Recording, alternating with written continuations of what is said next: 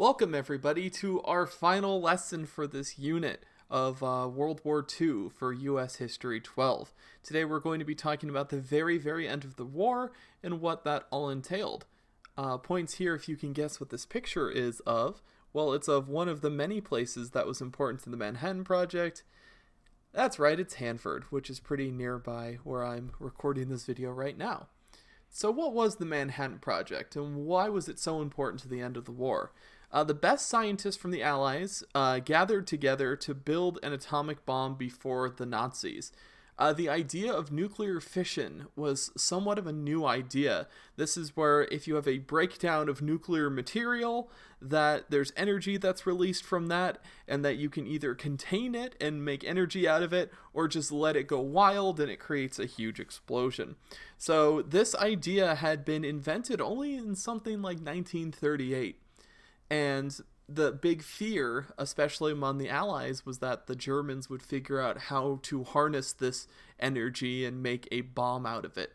So that was something everyone was quite afraid of. German scientists were notably quite skilled. Especially they had Werner von Braun and a lot of these very talented rocketry experts at the time. So the Allies, especially the United States, were very afraid that the Germans would create this sort of weapon before they could. So they basically pooled together all the best nuclear scientists. Well, they weren't nuclear scientists yet.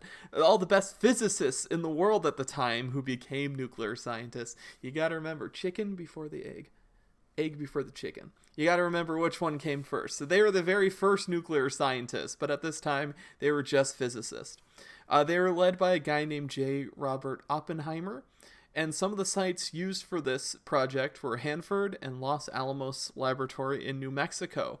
It employed nearly 130,000 people and cost nearly $2 billion, which for 2018 dollars is $23 billion. And out of those 130,000 people working on it, only about 10 actually knew what the whole project was really about. So most people working on the bomb had no idea that they were working on this kind of super weapon. People were on a very need-to-know basis when it came to actually working on this project. But it employed many people and many scientists from around the world, all concentrated in basically in this one project. And a lot of the scientists too turned out to be a lot of Jewish refugees who had run away from Eastern Europe. And a lot of them turned out to be brilliant scientists that really helped out with the Manhattan Project.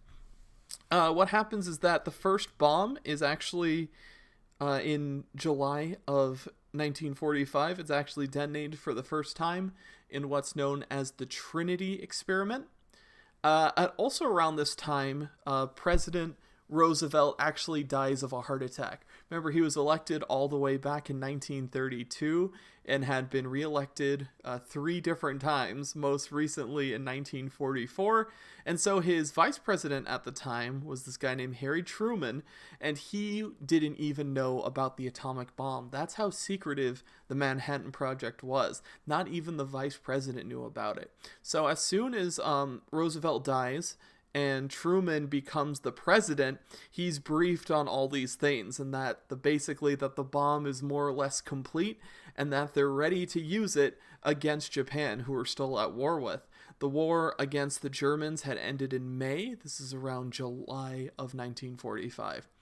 But what were the alternatives to dropping the bomb? Because we're still at war against the Japanese. So what were actually the alternatives? We could have a massive invasion of Japan, much like the island hopping just brought to the main islands of Japan, which we knew would be extremely costly in terms of lives, especially over time, Japanese and American lives.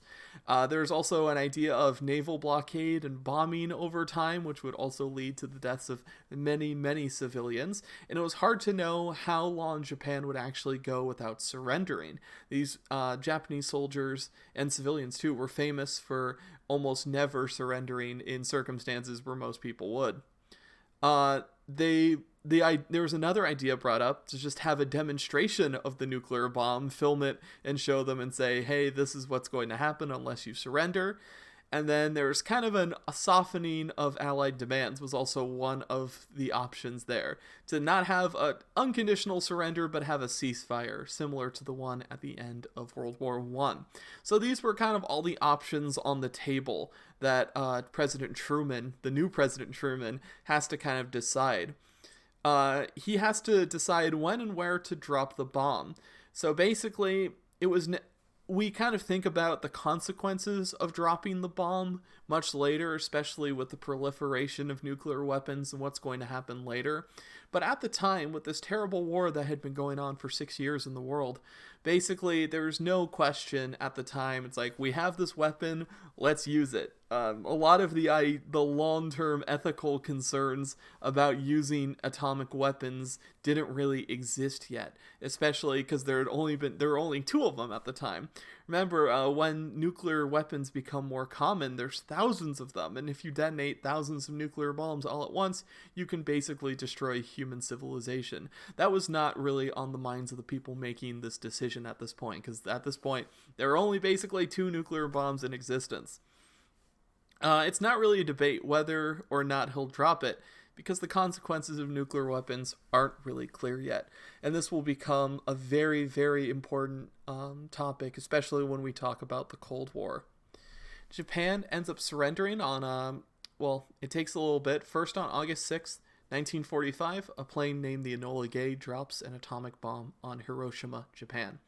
3 days later, on August 9th, another nuclear bomb is dropped on Nagasaki, another large city in Japan. So after the detonation of 2 nuclear bombs, which kill, I think, somewhere around 100,000 people in both of these bombing raids, which some people are quick to point out weren't as even bad casualty-wise as some of the firebombing raids over Tokyo earlier that year. But it is important to remember that these are still brand new weapons, the likes of which humans had never seen before, especially from one bomb wreaking this much destruction, just one bomb from one plane causing all that destruction, as opposed to the firebombing raids, which took dozens or hundreds of planes, many hours to do. This is just one bomb being dropped, and it's causing this much widespread destruction.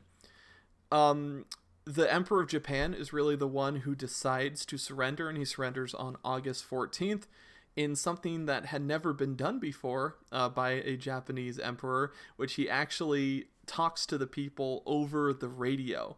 And that was something that almost had never been done before, and a lot of the soldiers and civilians in Japan at the time had almost a fanatical devotion to the emperor. So hearing his voice and hearing him telling them to stand down really calmed the whole situation.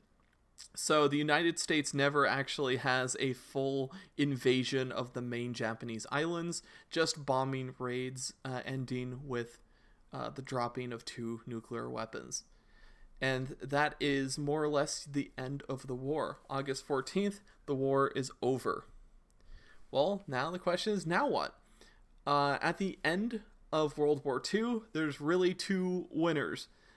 Even though Britain and France have survived, it's really the Soviet Union and the United States. They're by far the strongest nations on Earth. This is also the end of the Western European colonial empires. If you look at the strongest nations before World War I and World War II, you have, Britain, France, Germany, Russia. A lot of these countries had just been completely devastated by 2 world wars. The land itself and the populations just completely, a lot of the wealth and the fortunes and all the money that they had made also wiped out after 2 world wars. So this is kind of the end of Western European colonial dominance. The stage is set between a showdown between communist countries and liberal democracies. Now that, and of course, the Soviet Union will represent communist countries, and the United States will kind of exemplify the liberal democratic nations that believe in elections and free markets and things like that. So the stage is set for this big worldwide Cold War, I should say. Nuclear weapons are going to be changing warfare forever as well. Um, yeah, like I said before, people don't quite know what life is going to be like when you have two major powers that are able to kind of control countries around them, and what's going to happen when they have these deadly, deadly weapons. We're going to have a conventional war, quote unquote conventional war like World War II ever again. And this is where things get very, very interesting in American history. This is one of my favorite topics to talk about, and all of this is all good setup for understanding the Cold War and really what it's all about. So join me next time, and we'll start our new topic, the Cold War. I can't wait to see you then.